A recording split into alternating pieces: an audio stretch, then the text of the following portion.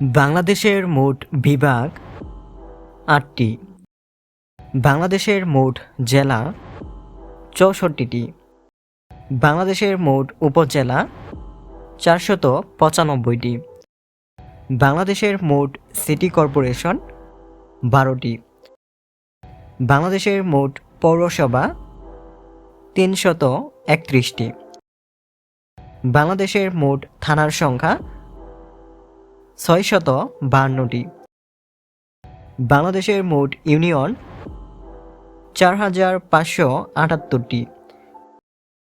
বাংলাদেশের মোট গ্রাম রয়েছে ৮৭২৩০টি।